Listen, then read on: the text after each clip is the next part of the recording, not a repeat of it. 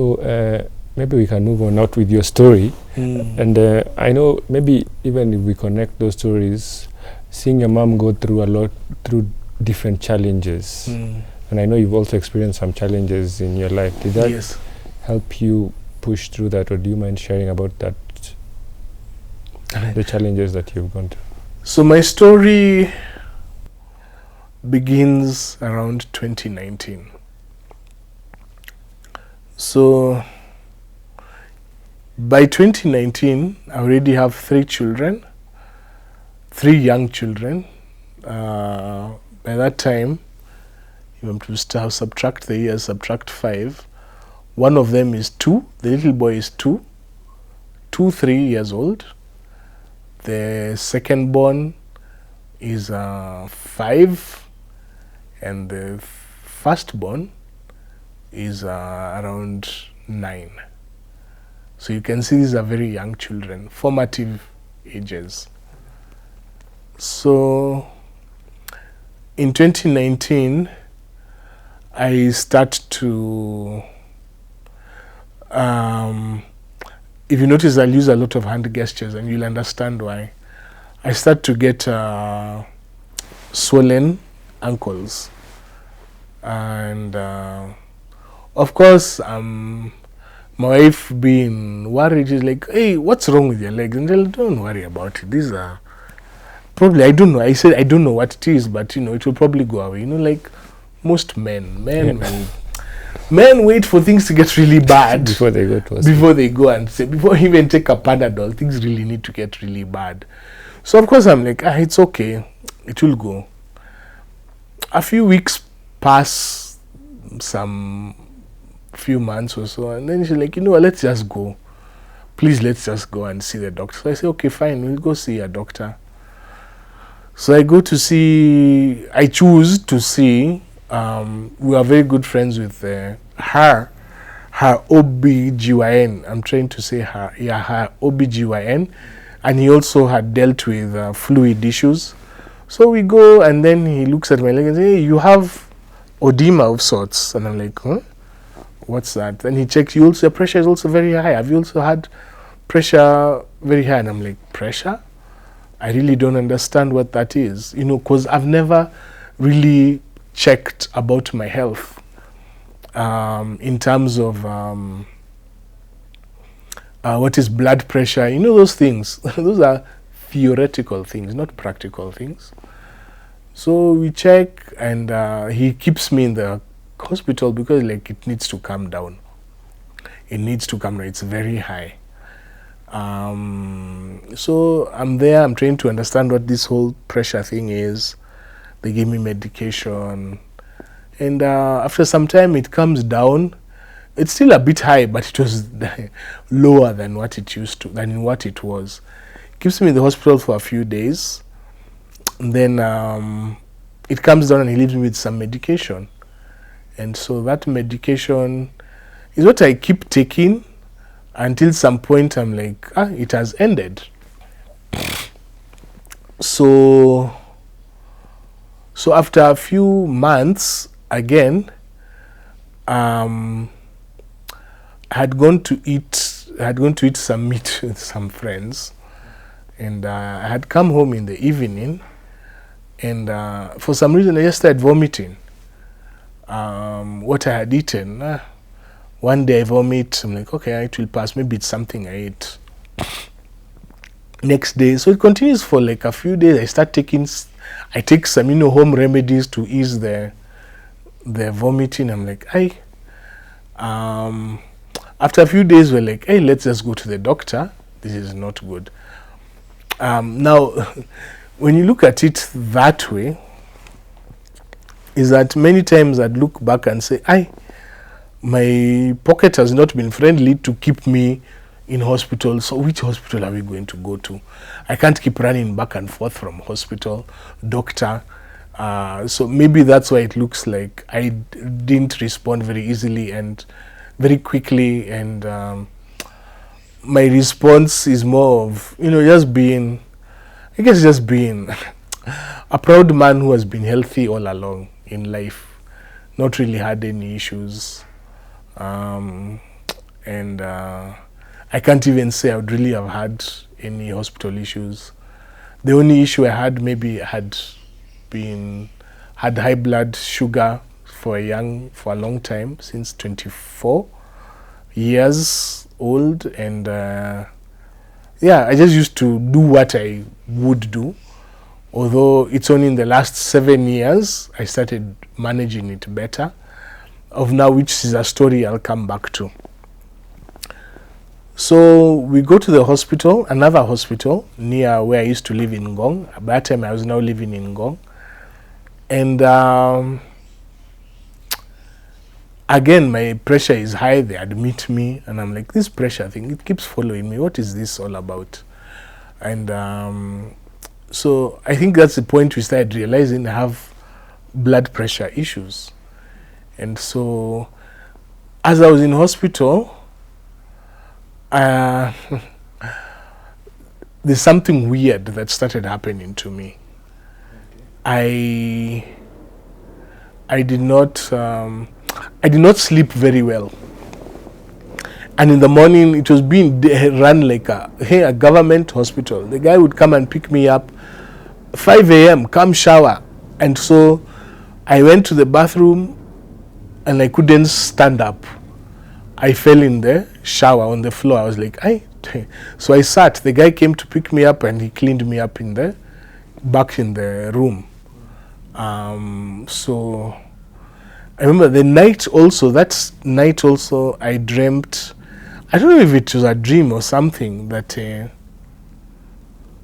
I felt like I was in a TV screen for some reason.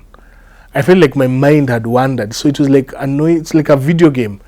So in the morning, I tell my wife comes to visit me and I tell her the story, and she's like, what are you talking about?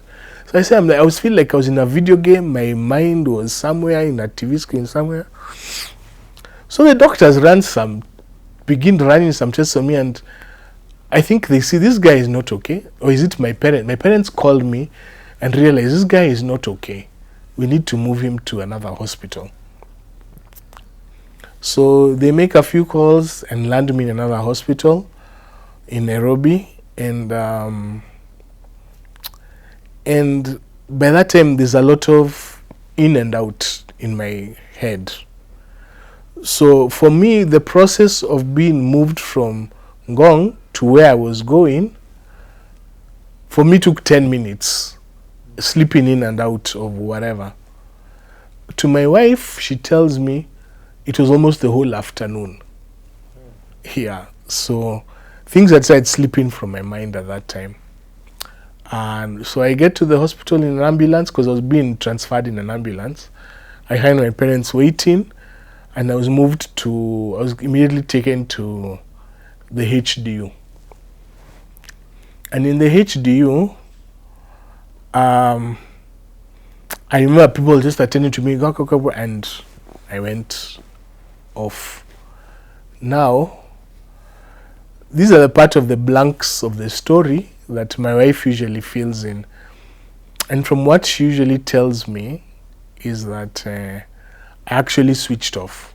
She has her own side of the story. I don't want to say it,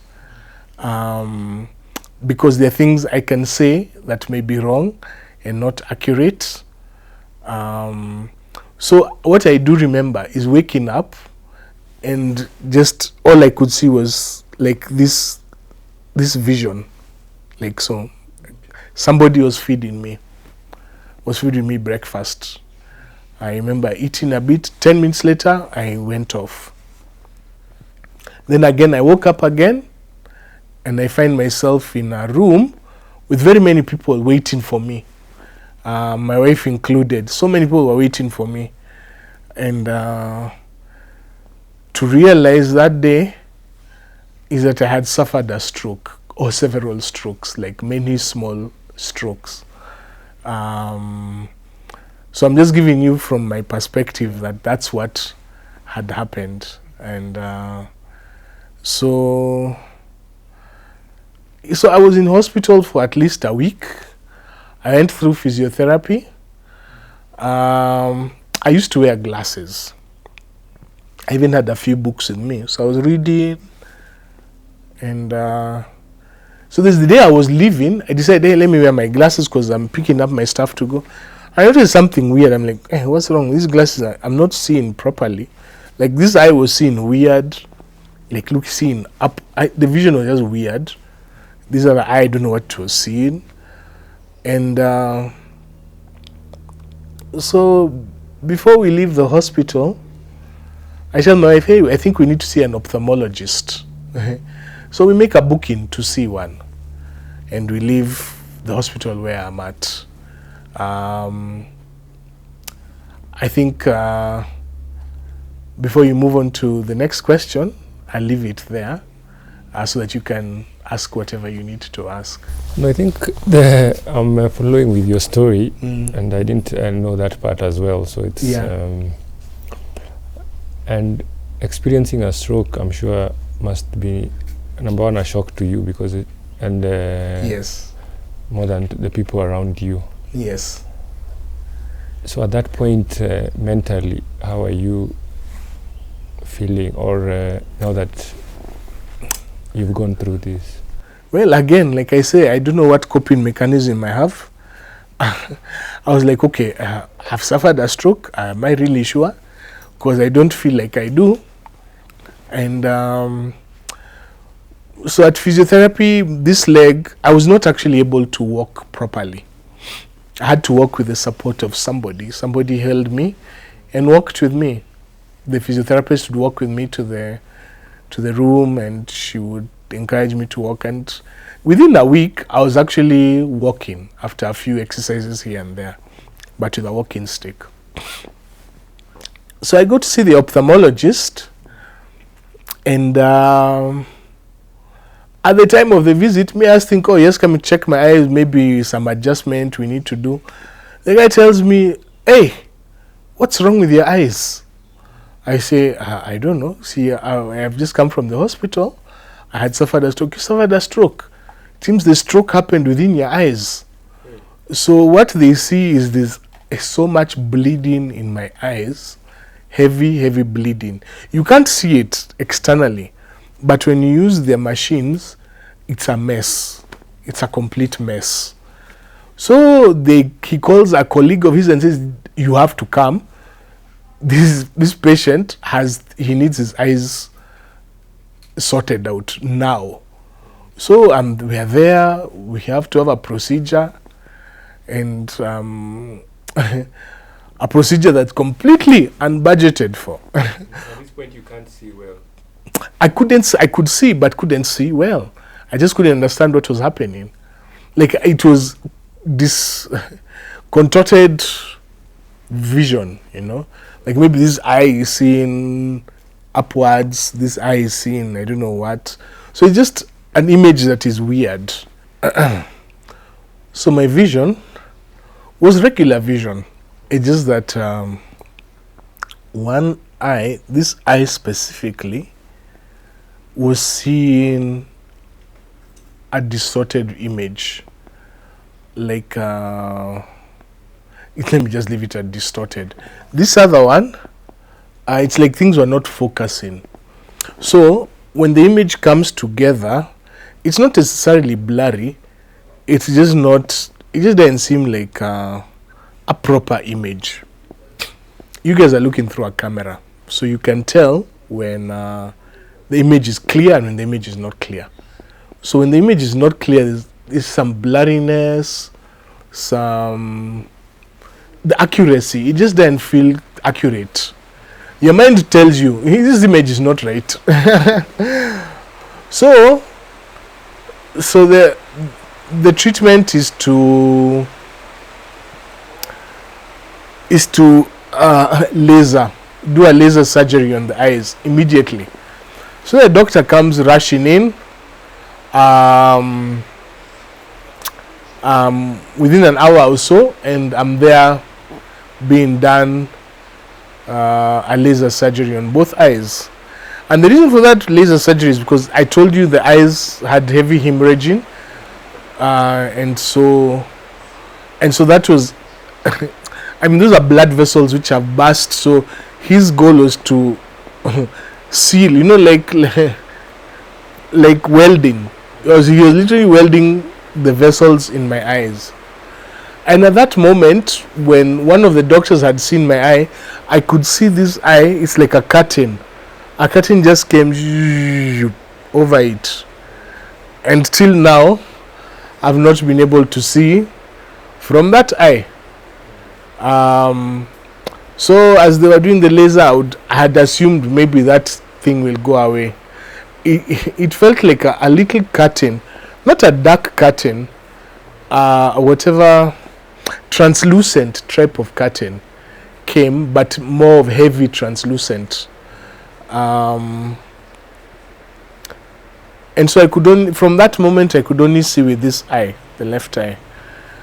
And so from that time, my wife and I started having to deal with, we need to go for eye surgery, further eye surgery to treat, because the doctor told me your retina is not good, it's detached, and it needs to be, what that means is your retina, it's like a film of a camera.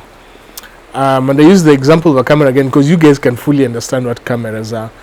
The retina is at the back of the eye, all the way at the back, and can only be seen through a microscopic camera, and it lies flat against the back of the eye.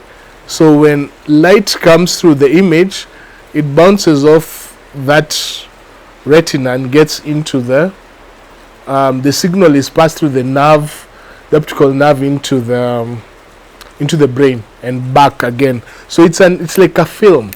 So now when it's detached, it means it's either risen or folded or something. It's just not flat the way it should be. So that was the case with this eye. So I go to so this begins a process of me going to see ophthalmologists. So the first ophthalmologist we go to is in Nairobi.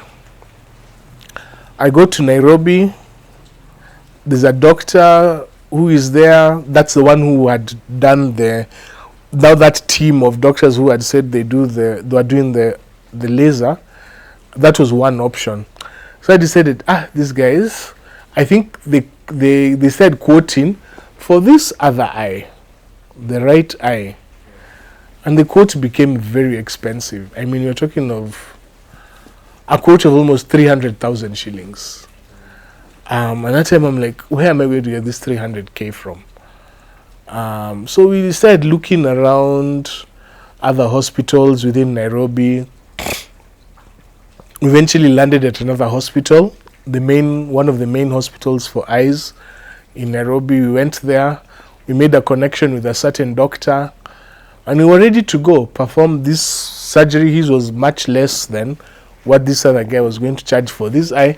But his focus, this other doctor's focus, was on this eye. He said we'd rather work on this eye first than work on this bad eye. So we needed to perform that surgery. We had even scheduled the surgery for a certain day, which was supposed to be like, say, next week. And certain decisions are made that come about to push in. There's another doctor, but he's all the way in Bomet. He's a very good doctor. He's an American who has been based in one of the... Why don't you go and see him? I'm like, but my surgery is next week. He's like, no. Why are you trying out to this doctor? And this guy is supposedly the best. We make our decision and we go to Bomet. And we go see this guy, and he looks at my eye and says, this eye, we can work on it. And yes, this is the case. So he agreed actually with this other doctor we had gone to.